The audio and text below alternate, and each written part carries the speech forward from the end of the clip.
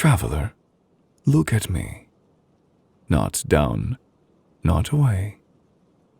Right here, into my eyes. There you are.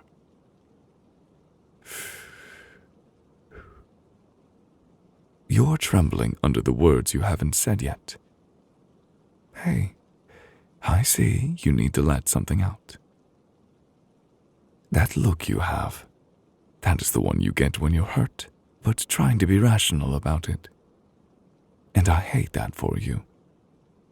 Because you are someone who genuinely tries to do good. You do not meddle, you do not push, you do not fish for praise. You act from care, from instinct, from that soft, stubborn heart of yours. You're always so real and human, and perhaps shaped by a life where being the good girl was the safest, smartest way to survive. You've spent years making yourself easy to love, easy to accept, to keep. You learned that being good meant being safe. So of course there's still a part of you that panics at the idea of being misunderstood, of being seen as something you're not, especially something negative. You do not owe the world a spotless you. You do not have to be the good girl to earn love or respect or space. And you certainly don't have to be perfect to be worthy. You are allowed to make a mistake, to read a situation wrong, to misjudge and even stumble, and still be a good person with a good heart. No need to chase anyone's approval, not anymore. Because you're not that little girl desperate to be good so people do not get upset. You are flawed in so many beautiful human ways. I know the fear that sits within you. It makes perfect sense for who you are, for what you've lived through, for how long you've had to carry yourself without anyone truly looking into you. That hits you right in the place where you wish someone would finally see you. Your intent, your heart, your softness, and even your fire. And when they don't, it feels like you disappear again, right? Like your real self gets swallowed by someone else's wrong perception. That is you, longing to be known. And that is one of the most human desires there is. I know you don't fear being judged. What you fear is being misjudged.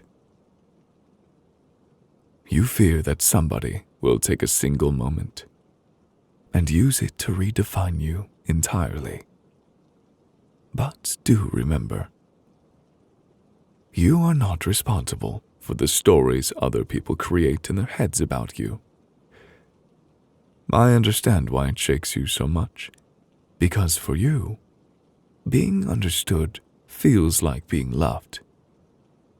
And there is nothing wrong with wanting to be seen, sweetheart. You simply haven't had many people who actually could see you for you. And that is not your fault. That feeling, the sting of shame, and the quiet heartbreak of, why can't you just see me? I know that one. And I know you know it far too well. You're right. You are transparent. You are honest. You do not play games. You do not manipulate. You do not hide your intentions behind smoke and mirrors. You show up as you are. Warm, sometimes impulsive in a good way. Generous, soft-hearted, eager to help. But sometimes, being transparent doesn't mean people have the same capacity to see you. You can stand in the brightest light, and someone will still see a shadow. Because we all have fears, biases, insecurities, expectations. We project, we assume. We latch on to the simplest explanation because true understanding requires effort, and not everyone is willing to give that. And that says nothing about you, sweetheart. Nothing at all. You being misunderstood simply means people are not on the same wavelength as you. That is all. And when you shrink instinctively and apologize for things you didn't do wrong, that is when you make yourself small, so that nobody can accuse you of taking up too much space. But that is nothing but an old survival reflex, sweetheart. A reflex built from years of being told, directly or indirectly, that harmony was your responsibility, that misunderstandings were your fault, that being good meant being quiet, contained, easy. And, yes, it still feels like the safest thing to do. Because safety, for you, was never about being right. It was about not being punished for being misunderstood. That instinct isn't random. It's old. It is wired into you from years of learning that when something goes wrong, the fastest way to stop the tension is to fold, soften, say sorry, even when the fault wasn't yours. And you've carried that into adulthood because it worked back then. It protected you. It kept people from turning cold or cruel. It maintained the peace. But what once kept you safe now keeps you small. Now you get to choose who has earned the right to have that kind of power over you. You want harmony. You want to be someone who brings goodness, not conflict, and those are strengths.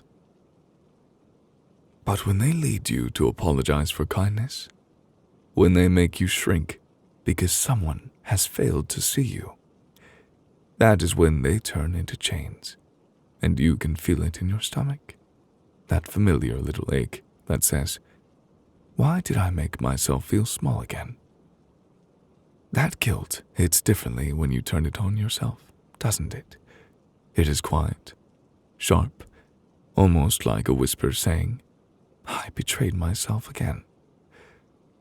And that hurts more than the misunderstanding ever could.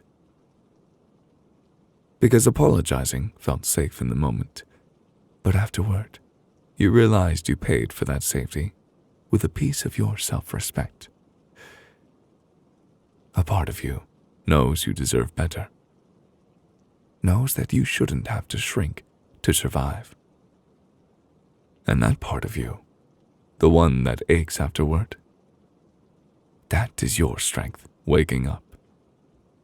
That is the woman in you saying, "I'm tired of making myself small for people who haven't earned it." I know. You're tired. Exhausted by all the years where you had to bargain pieces of yourself with someone else's piece. To be an anchor for others while you felt your real self slip away. And this is hard to hear. Hard to change. But you can choose differently now. You don't have to keep doing this.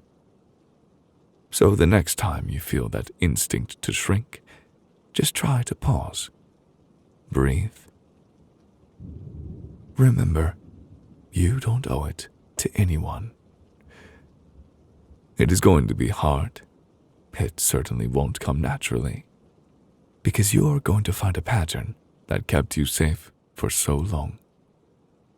But you can do it. I'm here, and you're going to be all right. Come here. Let me hold you close. You don't have to feel alone in this. So what are you going to do? Will you keep shrinking, or will you stand?